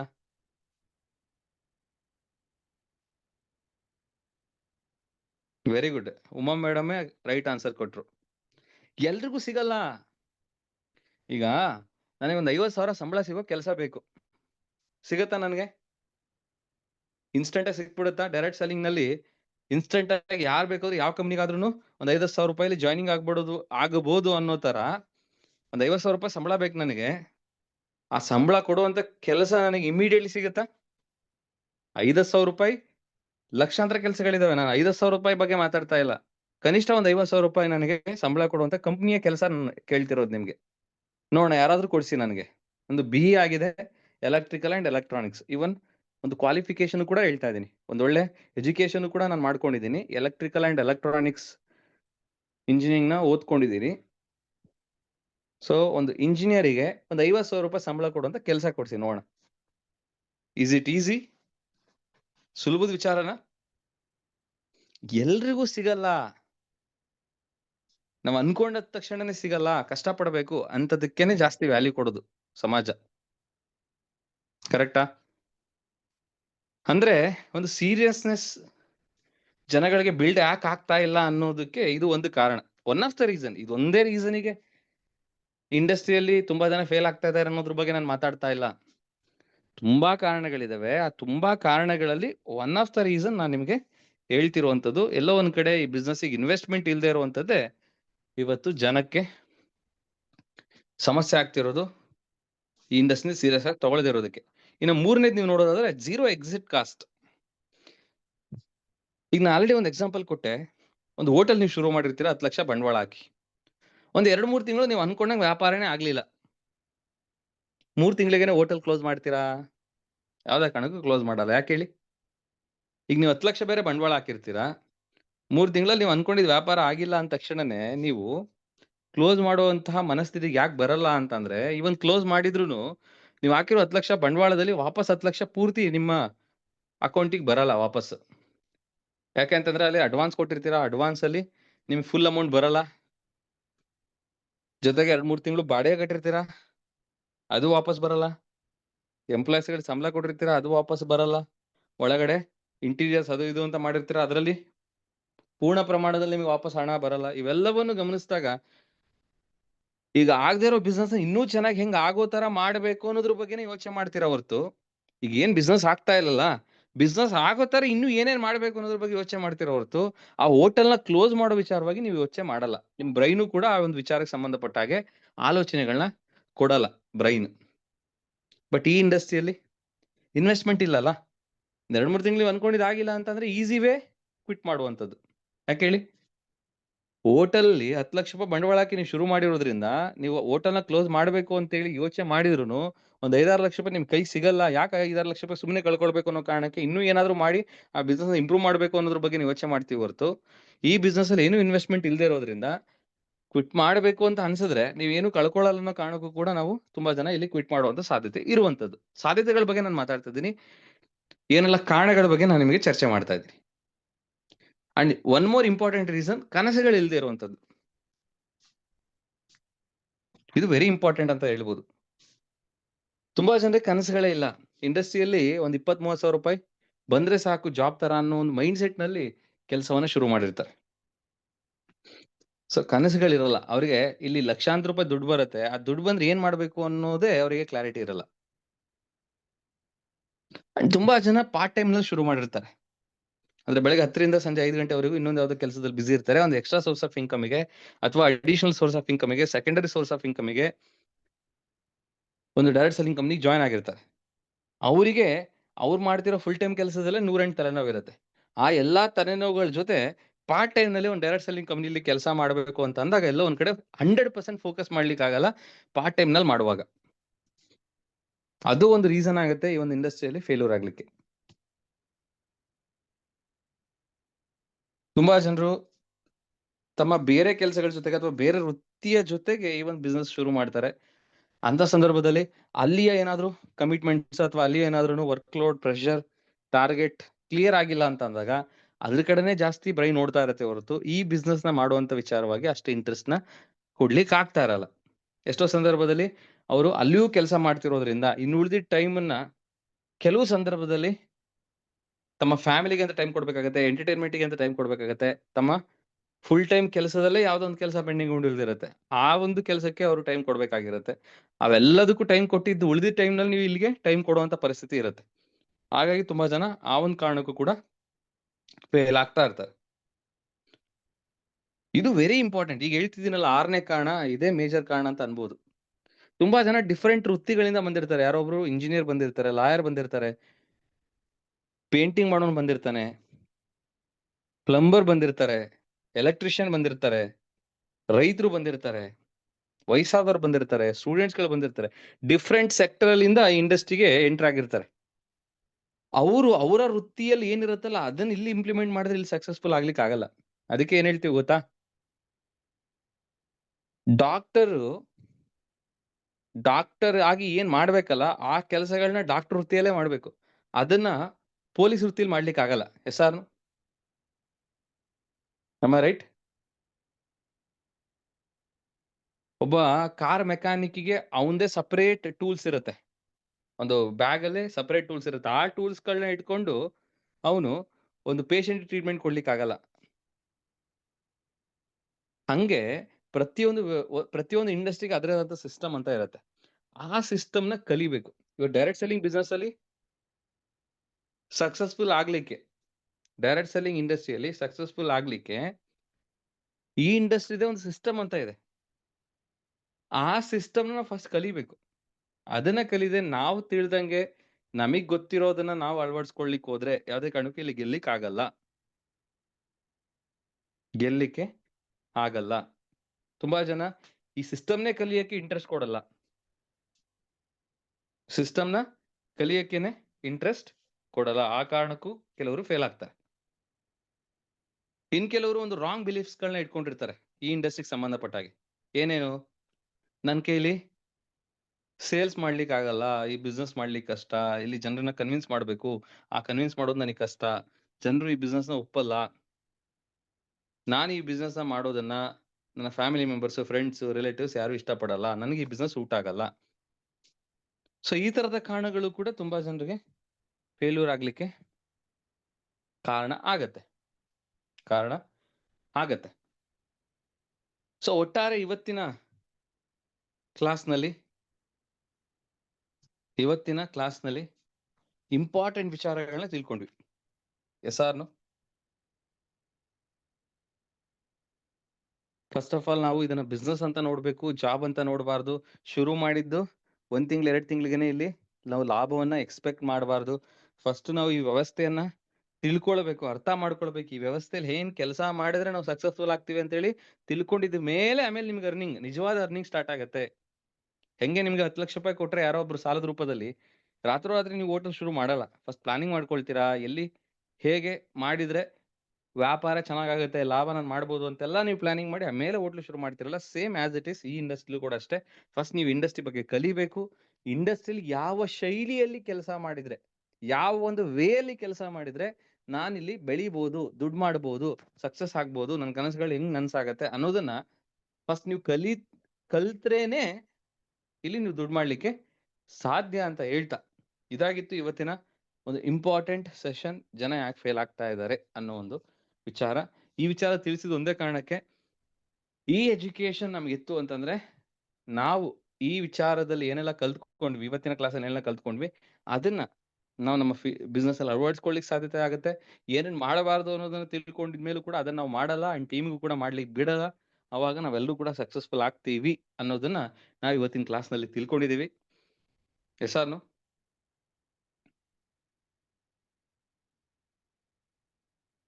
ಸೊ ನೆಕ್ಸ್ಟ್ ಕ್ಲಾಸ್ ಯಾವ ಒಂದು ಸಬ್ಜೆಕ್ಟ್ ಬಗ್ಗೆ ಯಾವಾಗಿರುತ್ತೆ ಅನ್ನೋದನ್ನ ನಿಮ್ಗೆ ಅಪ್ಡೇಟ್ ಮಾಡ್ತೀವಿ. ಅದಕ್ಕಿಂತ ಮುಂಚೆ ಈ ಇಂಡಸ್ಟ್ರಿಗೆ ಸಂಬಂಧಪಟ್ಟಂತಹ ಇನ್ನೂ ಡಿಫ್ರೆಂಟ್ ಸಬ್ಜೆಕ್ಟ್ಸ್ಗಳು ಪ್ರತಿದಿನ ನಾ ಕ್ಲಾಸಸ್ಗಳನ್ನ ತಗೊಳ್ಲಿಕ್ಕೆ ಆಗಲ್ಲಲ್ಲ. ಆ ಒಂದು ಕಾರಣಕ್ಕೇನೆ ನಿಮ್ಗೆ ಒಂದು ಯೂಟ್ಯೂಬ್ ಚಾನಲ್ ನಲ್ಲಿ ಡಿಫ್ರೆಂಟ್ ಸಬ್ಜೆಕ್ಟ್ಸ್ಗಳ ಬಗ್ಗೆ ಯೂಟ್ಯೂಬ್ ನಲ್ಲಿ ವಿಡಿಯೋಸ್ ಮಾಡಿ ಅಪ್ಲೋಡ್ ಮಾಡ್ತಾ ಇರ್ತೀವಿ. ಜೊತೆಗೆ ನನ್ನ ಕೈಯಾರೆ ನನ್ನ ಒಂದು ಎಕ್ಸ್ಪೀರಿಯನ್ಸ್ ಅಲ್ಲಿ 2 ಪುಸ್ತಕಗಳನ್ನು ಕೂಡ ಬರ್ದಿದ್ದೀನಿ, ನೆಟ್ವರ್ಕ್ ಮಾರ್ಕೆಟಿಂಗ್ ಸಕ್ಸಸ್ ಮಂತ್ರಗಳು ಮತ್ತೆ ನೆಟ್ವರ್ಕ್ ಮಾರ್ಕೆಟಿಂಗ್ ನ ಗುಪ್ತ ರಹಸ್ಯಗಳು ಅಂತೇಳಿ. ಆ ಪುಸ್ತಕವನ್ನು ಕೂಡ ನೀವು ರೆಫರ್ ಮಾಡಬಹುದು for more information related to direct selling industry ಅಂತ ಹೇಳ್ತಾ, ಇವತ್ತಿನ ಕಾರ್ಯಕ್ರಮದಲ್ಲಿ ನಿಮ್ಗೆ ಏನ್ ಇಷ್ಟ ಆಯ್ತು ಅನ್ನೋದನ್ನ ಶೇರಿಂಗ್ ಮಾಡ್ಕೊಳ್ಳಿಕ್ಕೆ ಒಂದು 5 ಜನರಿಗೆ ಅವಕಾಶ ಇದೆ. ಸೊ ಹ್ಯಾಂಡ್ ರೈಸ್ ಮಾಡಿ, ಅವ್ರುಗಳನ್ನ ಅನ್ಮ್ಯೂಟ್ ಮಾಡ್ತೀನಿ. ಏನ್ ಇಷ್ಟ ಆಯ್ತು ನಿಮ್ಗೆ ಇವತ್ತಿನ ಕಾರ್ಯಕ್ರಮದಲ್ಲಿ ಅಂತೇಳಿ, ಯಾವೊಂದು ಸಬ್ಜೆಕ್ಟ್ ನಿಮ್ಗೆ ತುಂಬಾ ಕನೆಕ್ಟ್ ಆಯ್ತು ಅನ್ನೋದನ್ನ ಶೇರಿಂಗ್ ಮಾಡಿ. ಮೊದಲನೇದಾಗಿ Veeresh sir Veeresh sir hand raise ಮಾಡಿದ್ದಾರೆ, ಅವ್ರನ್ನ ಅನ್ಮ್ಯೂಟ್ ಮಾಡ್ತಾ ಇದ್ದೀನಿ. Sir good business sir. Good business Veeresh sir. Sir ನೀವು ಒಂದು ಎಕ್ಸಾಂಪಲ್ ಕೊಟ್ರಲ್ಲ ಸರ್, ಒಂದು ಬಂಡವಾಳ ಇದ್ರೆ ಒಂದು ಹೋಟೆಲ್ ನ ಹಾಕ್ಬೋದು ಅಂತ. Yes sir. ಅದ್ರ ಒಳಗಡೆ ಬಂಡವಾಳ ಇವಾಗ ನೋಡಿ ಸರ್, ಎಲ್ಲರ ಹತ್ರ ಬಂಡವಾಳ ಇರುತ್ತಂತ ಗೊತ್ತು, ಬಟ್ ಆದ್ರ ಅಲ್ಲಿ ಒಂದು ಒಳ್ಳೆ ಪ್ಲಾನಿಂಗ್ ಇಟ್ಕೊಂಡು ವರ್ಕ್ ಮಾಡ್ಬೇಕಂತ ಹೇಳಿದ್ರಿ ಸರ್ ಆ ಒಂದು ಬಿಸ್ನೆಸ್ಗೆ, ಹೋಟೆಲ್ ಬಿಸ್ನೆಸ್ಗೆ.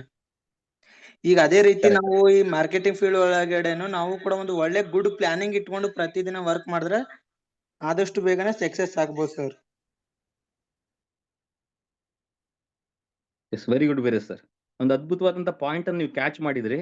ಒಂದು ಹೋಟೆಲ್ ಅನ್ನ ಶುರು ಮಾಡುವಂತ ಸಂದರ್ಭದಲ್ಲಿ ನಾವೇ ಒಂದು 10 ಲಕ್ಷ ರೂಪಾಯಿ ಬಂಡವಾಳ ಹಾಕಿ ಶುರು ಮಾಡುವಂತ ಸಿಚುಯೇಷನ್ ಬಂದಾಗ ನಾವು ರಾತ್ರೋರಾತ್ರಿ ಶುರು ಮಾಡಲ್ಲ. ಯೋಚನೆ ಮಾಡಿ, ಪ್ಲಾನ್ ಮಾಡಿ, ಆ ಒಂದು ಹೋಟೆಲ್ ಇಂಡಸ್ಟ್ರಿ ಬಗ್ಗೆ ಪೂರ್ತಿ ಕಲ್ತ್ಕೊಂಡು ಏನನ್ನ ಮಾಡಬಾರದು ಅದನ್ನೆಲ್ಲ ತಿಳ್ಕೊಂಡು, ಕೆಲವೊಂದು ವಿಚಾರಗಳನ್ನ ಮಾಡಬಾರದು ಅಂತ ಇರುತ್ತೆ, ಅದನ್ನ ಮಾಡದ್ರೆ ಫೇಲ್ ಆಗ್ಬಿಡ್ತೀವಿ.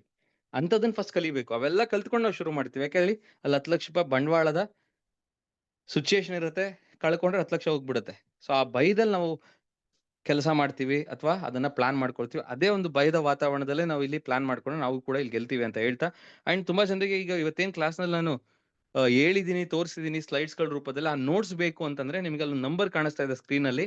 ಆ ನಂಬರಿಗೆ ನೀವು ವಾಟ್ಸ್ಆಪ್ ನಲ್ಲಿ ನನಗೂ ಕೂಡ ನೋಟ್ಸ್ ಬೇಕು ಅಂತ ಹೇಳಿ ನೀವು ರಿಪ್ಲೈ ಮಾಡಿ, ನಿಮಗೆ ನೋಟ್ಸ್ ಅನ್ನ ಕಳಿಸುವಂತಹ ಕೆಲಸವನ್ನ ಮಾಡ್ತೀವಿ ಅಂತ ಹೇಳಿ. 2ನೇ ಶೇರಿಂಗ್ ಶಾಂತು ಸರ್ ಲೈನ್ ಅಲ್ಲಿ ಇದ್ದಾರೆ, ಅವ್ರನ್ನ ಅನ್ಮ್ಯೂಟ್ ಮಾಡಿದ್ದೀನಿ.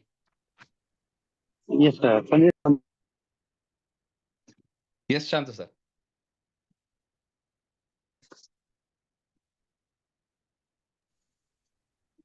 ಓಕೆ, ವಾಯ್ಸ್ ಕೇಳ್ತಾ ಇದೆಯಲ್ಲ ಸರ್?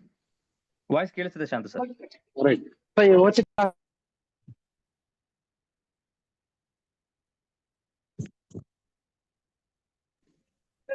ಬಿಕಾಸ್ ನನ್ಗೆ ಇವತ್ತಿನ ಕ್ಲಾಸ್ ಅಲ್ಲಿ ನನ್ಗೆ ಇಷ್ಟ ಆಗಿದ್ದು ಪಾಯಿಂಟ್ ಏನಪ್ಪಾ ಅಂತಂದ್ರೆ, ಎಷ್ಟೋ ಜನ ಇವತ್ತು ನೆಟ್ವರ್ಕ್ ಮಾರ್ಕೆಟಿಂಗ್ ಜಾಯ್ನ್ ಆಗ್ತಾರೆ, ಬಟ್ ಬಿಗಿನಿಂಗ್ ಅಲ್ಲಿ ಕಲೀಲಿಕ್ಕೆ ಇಷ್ಟಪಡಲ್ಲ ಅಂತ ಹೇಳಿದ್ರಲ್ಲ. ಸೊ ಆ ಪಾಯಿಂಟ್ ನನ್ಗೆ ತುಂಬಾ ಇಷ್ಟ ಆಯ್ತು. ಅದ್ರ ಜೊತೆಗೆ ಸೀರಿಯಸ್ನೆಸ್ ತೋರಿಸೋದಿಲ್ಲ ಬಿಸ್ನೆಸ್ ಅನ್ನ.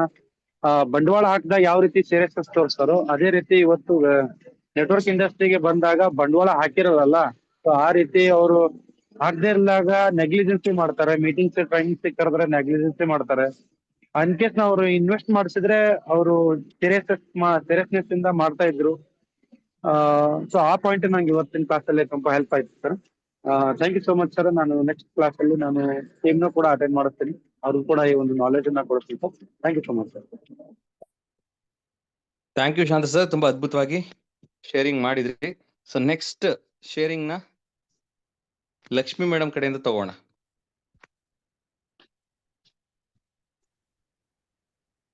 ನಮಸ್ತೆ ಸರ್. ನಮಸ್ತೆ ಮೇಡಮ್. ಸರ್, ಇವಾಗ ನಾವು ಕಲ್ತಿದ್ದು ಬಂಡವಾಳ ಹಾಕಿದ್ರೆ ಯಾವ ರೀತಿ ಅವ್ರಿಗೆ ಅದ್ರ ಬಗ್ಗೆ ಅರ್ಥ ಆಕತಿ, ಬಂಡವಾಳ ಇಲ್ದೇ ಇದ್ರ ಅವ್ರು ಯಾವ ರೀತಿ ರೆಸ್ಪಾನ್ಸ್ ಮಾಡ್ತಾರ ನಮ್ಗೆ ಅನ್ನೋದ್ರ ಬಗ್ಗೆ ಗೊತ್ತಾಯ್ತು. ಸೆಕೆಂಡು, ನಾವು ಬಂಡವಾಳ ಹಾಕಿದ ನಂತರ ನಾವು ಎಷ್ಟ ಕೇರ್ನೆಸ್ ಆಗಿ ಕೆಲಸ ಮಾಡ್ತೇವಿ, ಬಂಡವಾಳ ಇಲ್ಲ ಅಂದ್ರೆ ಹೆಂಗ್ ಮಾಡ್ತೇವಿ ಅನ್ನೋದ್ರ ಬಗ್ಗೆನೂ ಗೊತ್ತಾಯ್ತು. ಅದೇ ರೀತಿ ನಮ್ ವೆಸ್ಟೀಜ್ ನಲ್ಲಿ ಆ ಪ್ಲಾನ್ ಅನ್ನು ನಾವು ಉಪಯೋಗಿಸ್ಕೊಂಡ್ರೆ ಚೆನ್ನಾಗಿರುತ್ತೆ ಅಂತ ಹೇಳಕ್ ಇಷ್ಟಪಡ್ತೀನಿ. Very good Lakshmi madam. So ಕೊನೆಯದಾಗಿ ಒಂದು ಇಂಪಾರ್ಟೆಂಟ್ ಸಲಹೆಗಳನ್ನ ನಾನು ಕೊಡ್ತೀನಿ. ಕೊನೆ ಒಂದು ಸಲಹೆ. ಆ ಸಲಹೆ ಯಾವ ತರ ಅಂತಂದ್ರೆ, ನಿಮ್ಗೆ ದೊಡ್ಡ ಪ್ರಮಾಣದಲ್ಲಿ ಗ್ರೋ ಆಗ್ಲಿಕ್ಕೆ ಒಂದು ಸಲಹೆ ಹೆಲ್ಪ್ ಮಾಡುತ್ತೆ. ತುಂಬಾ ಜನ ಮೀಟಿಂಗ್ ಮುಗೀತು ಅಂತೇಳಿ ಎಕ್ಸಿಟ್ ಆಗಿದ್ದಾರೆ. ಅವ್ರಗಳಿಗೆ ಇದು ಲಾಸ್, ಇದು ಒಂದು ಬಿಗ್ಗೆಸ್ಟ್ ಲಾಸ್ ಇದು. ಯಾಕಂದ್ರೆ ನನ್ನ ಎಕ್ಸ್ಪೀರಿಯನ್ಸ್ ನಲ್ಲಿ ನನಗೆ ಸಿಕ್ಕಂತ ಒಂದು ಬಿಗ್ಗೆಸ್ಟ್ ಲೆಸನ್, ತುಂಬಾ ದೊಡ್ಡ ಪ್ರಮಾಣದಲ್ಲಿ ಬಿಸ್ನೆಸ್ ನ ಗ್ರೋ ಮಾಡ್ಲಿಕ್ಕೆ ಬೇಕಾಗಿರುವಂತ ಒಂದು ಲೆಸನ್ ನಾನು ನನ್ನ ಎಕ್ಸ್ಪೀರಿಯನ್ಸ್ ಅಲ್ಲಿ ಕಲ್ತ್ಕೊಂಡಿದ್ದು. ನಾನೊಂದು ಈ ಮಾರ್ಕೆಟ್ ಅನ್ನ ಸರ್ವೆ ಮಾಡಿದ ನಂತರ ಆ ಒಂದು ಪಾಯಿಂಟ್ ಅನ್ನ ನಿಮ್ಗಳಿಗೆ ನಾನು ಹೇಳ್ಬೇಕು ಅಂತ ಹೇಳಿ ಇಷ್ಟಪಡ್ತೀನಿ. ಯಾಕೆ ಅಂತಂದ್ರೆ ಶಾಂತು ಸರ್ ಆಗಿರ್ಬೋದು ಅಂಡ್ ಲಕ್ಷ್ಮಿ ಮೇಡಮ್ ಆಗಿರ್ಬೋದು ಒಂದು ಇಂಪಾರ್ಟೆಂಟ್ ಪಾಯಿಂಟ್ ನ ರೈಸ್ ಮಾಡಿದ್ರು. ಸರ್ ಹೊರಗಡೆ ಯಾವುದೇ ಒಂದು ಬಿಸ್ನೆಸ್ ಆದ್ರೆ ಅಲ್ಲಿ ಒಂದು ಬಂಡವಾಳ ಇರುತ್ತೆ, ಬಟ್ ಇಲ್ಲಿ ಬಂಡವಾಳ ಇಲ್ಲ. ಆ ಒಂದು ಕಾರಣಕ್ಕೆ ಆ ಒಂದು ಬಿಸ್ನೆಸ್ ನ ಅಲ್ಲಿ ತುಂಬಾ ಸೀರಿಯಸ್ ಆಗಿ ತಗೊಳ್ತಾರೆ, ಬಟ್ ಇಲ್ಲಿ ಬಂಡವಾಳ ಇಲ್ದಿರೋದ್ರಿಂದ ಸೀರಿಯಸ್ ಆಗಿ ತಗೊಳ್ಳಲ್ಲ ಅಂತ ಹೇಳಿ. ಸೊ ಈ ಒಂದು ಪಾಯಿಂಟ್ ಏನಿದೆಯಲ್ಲ, ನನಗೆ ತುಂಬಾನೇ ಪ್ರಶ್ನೆಗಳನ್ನ ಹುಟ್ಟಾಕಿದಂತ ಒಂದು ಪಾಯಿಂಟ್. ಏನ್ ಪ್ರಶ್ನೆ ಹುಟ್ಟುತ್ತೆ ಈ ಒಂದು ಸಂದರ್ಭದಲ್ಲಿ ಅಂತಂದ್ರೆ, ಹಾಗಾದ್ರೆ ಇದಕ್ಕೆ ಏನ್ ಪರಿಹಾರ? What is the solution? ಹಾಗಾದ್ರೆ ಸರಿ ಆಯ್ತು, ಈಗ ಅಲ್ಲಿ ಬಂಡವಾಳ ಹಾಕಿ ಅವ್ನ್ ಬಿಸ್ನೆಸ್ ಶುರು ಮಾಡಿರ್ತಾನೆ, ಅದಕ್ಕೆ ಅವನಲ್ಲಿ ಸೀರಿಯಸ್ ಆಗಿ ವರ್ಕ್ ಮಾಡ್ತಾನೆ. ಇಲ್ಲಿ ಬಂಡವಾಳ ಇಲ್ಲ, ಅದಕ್ಕೆ ಇಲ್ಲಿ ಸೀರಿಯಸ್ ಆಗಿ ವರ್ಕ್ ಮಾಡಲ್ಲ, ಕ್ವಿಟ್ ಮಾಡ್ತಾನೆ ಅಂತ ಹೇಳಿ ನಾವು ತಿಳ್ಕೊಂಡ್ವಿ. ಆಗಿದ್ಮೇಲೆ ಈಗ ಅವನ್ನ ಸೀರಿಯಸ್ ಮಾಡ್ಬೇಕಲ್ಲ, ನಾವು ನಮ್ಮ ಟೀಮ್ ನಲ್ಲಿ ಇರೋರು ಎಲ್ಲರೂ ಕೂಡ ಸೀರಿಯಸ್ ಮಾಡ್ಬೇಕಲ್ಲ. ಅದಕ್ಕೆ ಪರಿಹಾರ ಏನು? ಯಾರು ಆನ್ಸರ್ ಮಾಡ್ತೀರಾ ಇದಕ್ಕೆ? ಪರಿಹಾರ ಏನು ಅಂತೇಳಿ?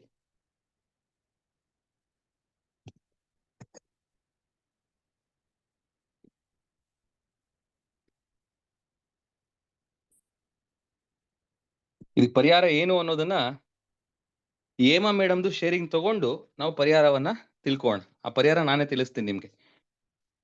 ನೋಡೋಣ ಆ ಪರಿಹಾರ ತಿಳ್ಕೊಳ್ಳೋರ್ಗು ಎಷ್ಟು ಜನ ಮೀಟಿಂಗ್ ಅಲ್ಲಿ ಇರ್ತೀರಾ ಅಂತೇಳಿ. ಎಸ್ ಹೇಮಾ ಮೇಡಮ್,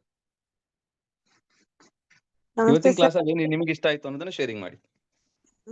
ಸರ್ ನನ್ಗೆ ಇವತ್ತಿನ ಕ್ಲಾಸ್ ಅಲ್ಲಿ ಇವಾಗ ಇಬ್ರು ಲೀಡರ್ಸ್ ಹೇಳಿದ್ರು, ಅದು ಪಾಯಿಂಟ್ ಇಷ್ಟ ಆಯ್ತು. ಮತ್ತೆ ಏನ್ ಇವಾಗ ಪಾರ್ಟ್ ಟೈಮ್ ಅಲ್ಲಿ ತಗೊಂಡ್ ಮಾಡ್ತೀವಿ ಅಂತ ಹೇಳಿದ್ರಲ್ವಾ, ಅದು ಸ್ವಲ್ಪ ನಮ್ಗೆ ಕನ್ವೀನಿಯಂಟ್ ಆಗುತ್ತೆ ಸರ್. ಯಾಕಂದ್ರೆ ಪಾರ್ಟ್ ಟೈಮ್ ಅಲ್ಲಿ ತಗೊಂಡ್ವಿ ಅಂದ್ರೆ ಒಂದು ಜಾಬ್ ಅಲ್ಲಿ ಆಲ್ರೆಡಿ ಅವ್ರಿಗೆ ಕಾನ್ಸಂಟ್ರೇಟ್ ಫುಲ್ ಅದ್ರಲ್ಲೇ ಇರುತ್ತೆ. ಅದ್ರಲ್ಲಿ ಮಾಡ್ಕೊಂಡು ನಾವ್ ಇದ್ರ ಬರ್ತೀವಿ ಅನ್ನೋ ಅಷ್ಟೊತ್ತಿಗೆ ನಮ್ಗೆ ಆ ಜಾಬ್ ಅಲ್ಲೇ ಒಂದು ಸ್ಟ್ರೆಸ್ ಜಾಸ್ತಿ ಆಗಿರುತ್ತೆ. ಇದೊಂದು ನಮ್ಮ ಏನ್ ಜಯ ಸಿಗೋ ಒಂದು ಇದ್ರಲ್ಲಿ ನಾವು ಒತ್ತೆ ಕೊಡಲ್ಲ. ಆ ಒಂದು ಎಕ್ಸ್ಪೀರಿಯನ್ಸ್ ನನಗಿದೆ ಸರ್. ಹಾಗಾಗಿ ಪಾರ್ಟ್ ಟೈಮ್ ಅಲ್ಲಿ ನಾವು ಮಾಡ್ತೀವಿ ಅಂತ ಹೋದ್ರೆ ಬೇಗ ಅಚೀವ್ಮೆಂಟ್ ಆಗಲ್ಲ. ನಾವು ತಗೊಂಡಿದೀವಿ, ನಾವು ಇದನ್ನ ಲೈಫ್ ಲಾಂಗ್ ನಾವು ಮಾಡ್ಬೇಕು ಅಂತ ನಿರ್ಧಾರ ಮಾಡಿದೀವಿ ಅಂದ್ರೆ ಫುಲ್ ಟೈಮ್ ಮಾಡೋದೇ ಬೆಟರ್ ಅನ್ನೋ ಒಂದು ಪಾಯಿಂಟ್ ನನಗೆ ಇಷ್ಟ ಆಯ್ತು sir. Very good madam. So ಇವಾಗ ನನ್ನ ಒಂದು ಪ್ರಶ್ನೆಗೆ ಉತ್ತರ ಕೊಡುವಂತ ಸಮಯ. ಪ್ರಶ್ನೆ ಏನು ಅಂತ ಹೇಳಿ ಆಲ್ರೆಡಿ ನಿಮ್ಗೆ ಕೇಳಿದ್ದೀನಿ. ಇವತ್ತು ನಮ್ಮ ಟೀಮ್ ನಲ್ಲಿ ಯಾರೆಲ್ಲ ಜಾಯಿನ್ ಆಗಿದ್ದಾರೆ, ಜಾಯಿನ್ ಆದಂತ ಪ್ರತಿಯೊಬ್ಬ ವ್ಯಕ್ತಿಯು ಕೂಡ ನಮ್ಮನ್ನ ಬಿಟ್ಟು ಹೋಗ್ಬಾರ್ದು. ಪ್ರತಿಯೊಬ್ರು ಕೂಡ ನಮ್ ಜೊತೆ ಉಳಿಬೇಕು. ಹಾಗೆ ಅವ್ರನ್ನ ನಾವು ನಮ್ಮ ಟೀಮ್ ನಲ್ಲಿ ಉಳಿಸ್ಕೊಳ್ಬೇಕು ಅಂದ್ರೆ ಏನ್ ಮಾಡಬೇಕು? ಅವರಿಗೆ ಒಂದು ಸೀರಿಯಸ್ನೆಸ್ ಕ್ರಿಯೇಟ್ ಆಗ್ಬೇಕು. ನಾವ್ ಹೇಗೆ ಈ ಒಂದು ವ್ಯವಸ್ಥೆಯನ್ನ, ಈ ಒಂದು ಬಿಸ್ನೆಸ್ ನ ಸೀರಿಯಸ್ ಆಗಿ ತಗೊಂಡಿದೀವಿ, ಅದೇ ತರ ನಮ್ಮ ಟೀಮ್ ನಲ್ಲಿ ಇರುವಂತ ಪ್ರತಿಯೊಬ್ರು ಕೂಡ ಸೀರಿಯಸ್ ಆಗಿ ತಗೊಳ್ಬೇಕು ಅಂತಂದ್ರೆ ಅದಕ್ಕಿರೋದು ಒಂದೇ ಒಂದು ದಾರಿ ಸ್ನೇಹಿತರೆ. ನನ್ನ ಎಕ್ಸ್ಪೀರಿಯನ್ಸ್ ಮೇಲೆ ನಾನು ತಿಳ್ಕೊಂಡಂತ ಒಂದು ವಿಚಾರ, ಅವ್ರನ್ನ ಸೀರಿಯಸ್ ಆಗಿ ಇನ್ವಾಲ್ವ್ ಮಾಡ್ಲಿಕ್ಕೆ. ಆ ಒಂದು ವಿಚಾರ ಯಾವುದು ಅಂತಂದ್ರೆ, ವೆರಿ ಇಂಪಾರ್ಟೆಂಟ್ ಪಾಯಿಂಟ್, ನೋಟ್ ಮಾಡ್ಕೊಳ್ಳಿ. ಇದು ಗೋಲ್ಡನ್ ವರ್ಡ್ಸ್. ಗೋಲ್ಡನ್ ವರ್ಡ್ಸ್ ಅಂತಂದ್ರೆ ನೀವು ಎಷ್ಟು ಸಲ ಈ ಒಂದು ವಿಚಾರವನ್ನ ನೀವು ನಿಮಗೆ ನೀವೇ ಹೇಳ್ಕೊಂಡ್ರು ಕೂಡ ಕಡಿಮೆನೆ ಅಂತ ಒಂದು ಇಂಪಾರ್ಟೆಂಟ್ ಪಾಯಿಂಟ್ ಹೇಳ್ತಾ ಇದ್ದೀನಿ. ಕರೆಕ್ಟ್ ಆಗಿ ಕೇಳಿಸ್ಕೊಳ್ಳಿ. Are you ready? ಯಾಕಂದ್ರೆ ಈ ಇಂಡಸ್ಟ್ರಿಗೆ ಬೇಕಾಗಿರುವಂತ ಒಂದು ಬಿಗ್ಗೆಸ್ಟ್ ಸೀಕ್ರೆಟ್ ನಾನು ನಿಮ್ಗೆ ಹೇಳ್ತಿರುವಂತದ್ದು. ಯಾಕಂದ್ರೆ ಅತಿರಥ ಮಹಾರಥ ಲೀಡರ್ಸ್ ಗಳು ಈ ಒಂದು ಸೀಕ್ರೆಟ್ ನ ತಿಳ್ಕೊಳ್ಳಿಕ್ಕೆ ಸೈಕಲ್ ಹೊಡಿತಾ ಇದ್ದಾರೆ ಹೊರಗಡೆ ಮಾರ್ಕೆಟ್ ಅಲ್ಲಿ. ಅಂತ ಒಂದು ಸೀಕ್ರೆಟ್ ನನ್ನ ಎಕ್ಸ್ಪೀರಿಯನ್ಸ್, 12 ವರ್ಷದ ಎಕ್ಸ್ಪೀರಿಯನ್ಸ್ ಅಲ್ಲಿ ಹೇಳ್ತಿರೋದು ನಿಮ್ಗೆ. ಆ ಒಂದು ಸೀಕ್ರೆಟ್ ನಿಮ್ಗೆ ಎಲ್ರಿಗೂ ಬೇಕಾ?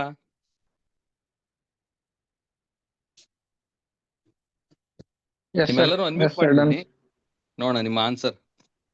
S sir. Yes sir,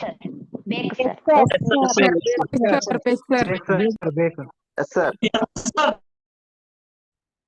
thank you. ನಿಮ್ಮ ಒಂದು ವಾಯ್ಸ್ ಅಲ್ಲೇ ಅರ್ಥ ಆಗ್ತದೆ ಎಷ್ಟು ಇಂಪಾರ್ಟೆಂಟ್ ಸಬ್ಜೆಕ್ಟ್ ಈಗ ನಾವು ಮಾತಾಡ್ತಿರೋದು ಅಥವಾ ತಿಳ್ಕೊಳಕ್ ಹೋಗ್ತಾ ಇರೋದು ಅಂತ ಹೇಳಿ. ಮತ್ತೊಮ್ಮೆ ಹೇಳ್ತೀನಿ, ನಿಮ್ಮ ಟೀಮ್ ನಲ್ಲಿರುವಂತಹ ಪ್ರತಿಯೊಬ್ರು ಕೂಡ ನಿಮ್ ತರ ಸೀರಿಯಸ್ ಆಗ್ಬೇಕು ಅಂದ್ರೆ ಅದಕ್ಕಿರೋದು ಒಂದೇ ಒಂದು ವೇ. ಆ ಒಂದು ವೇ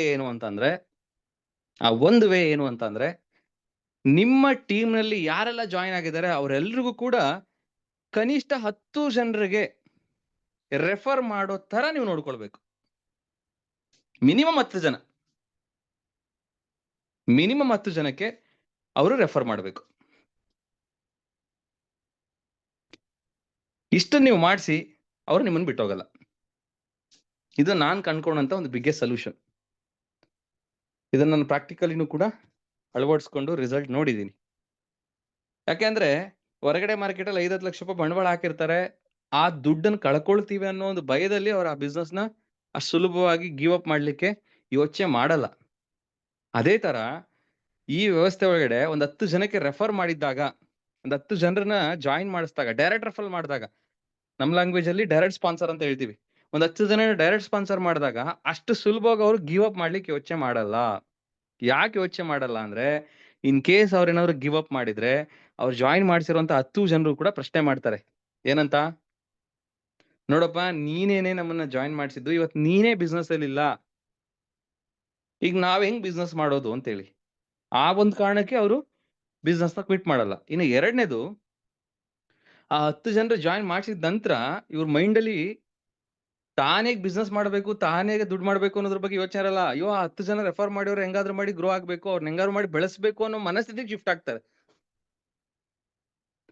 ಯಾವಾಗ ಇನ್ನೊಬ್ಬರ ರೆಸ್ಪಾನ್ಸಿಬಿಲಿಟಿ ನಮ್ಮ ಮೈ ಮೇಲೆ ಬರುತ್ತಲ್ಲ, ಅವಾಗ ನಾವು ಯೋಚನೆ ಮಾಡೋ ರೀತಿನೇ ಬೇರೆ. ನಾನು ನೋಡಿದೀನಿ ಈ ವ್ಯವಸ್ಥೆಯಲ್ಲಿ ತುಂಬಾ ಜನ ಕ್ವಿಟ್ ಮಾಡಿರೋರು ಯಾರು ಅಂತಂದ್ರೆ, ಇವನ್ ಒಬ್ಬರನ್ನು ಕೂಡ ರೆಫರ್ ಮಾಡಿರಲ್ಲ ಈ ವ್ಯವಸ್ಥೆಗೆ, ಅವರೇನೆ ಅತಿ ಹೆಚ್ಚು ಜನ ಈ ಒಂದು ವ್ಯವಸ್ಥೆಯನ್ನ ಕ್ವಿಟ್ ಮಾಡಿರುವಂತದ್ದು. ಯಾಕಂತಂದ್ರೆ ಅವ್ರಿಗೆ ಏನು ಲಾಸ್ ಇಲ್ಲ, ಯಾರು ಕೇಳೋರಿಲ್ಲ ಹೇಳೋರಿಲ್ಲ. ನೀವು ಬೇಕಾದ್ರೆ ನಿಮ್ ಟೀಮ್ ನಲ್ಲಿ ನಿಮ್ ಜಿನಾಲಜಿ ನೋಡಿ, ನಿಮ್ಮ ಟ್ರೀನ ನೋಡಿ, ಇವನ್ ಒಬ್ರು ಕೂಡ ರೆಫರ್ ಯಾರೆಲ್ಲ ಮಾಡಿರಲ್ಲ 100% ಬರ್ದಿರ್ಕೊಳ್ಳಿ, ಇವತ್ತಲ್ಲ ನಾಳೆ ಅವರು ಈ ವ್ಯವಸ್ಥೆಯನ್ನ ಕ್ವಿಟ್ ಮಾಡ್ತಾರೆ. ನೋಟ್ ಮಾಡ್ಕೊಂಬಿಡಿ ನಿಮ್ ಡೈರಿಯಲ್ಲಿ. ನಿಮ್ಮ ಟೀಮ್ ನಲ್ಲಿ ಯಾರೆಲ್ಲ ಇನ್ನು ಒಬ್ಬರನ್ನೂ ಕೂಡ ರೆಫರ್ ಮಾಡಿಲ್ಲ, ಅವರು ಇವತ್ತಲ್ಲ ನಾಳೆ ನಿಮ್ಮ ಟೀಮ್ ಅನ್ನ ಬಿಟ್ಟೋಗ್ತಾರೆ, ಈ ಬಿಸ್ನೆಸ್ ಅನ್ನ ಕ್ವಿಟ್ ಮಾಡ್ತಾರೆ, ನಿಮ್ಮ ವ್ಯವಸ್ಥೆಯಲ್ಲಿ ಇರಲ್ಲ.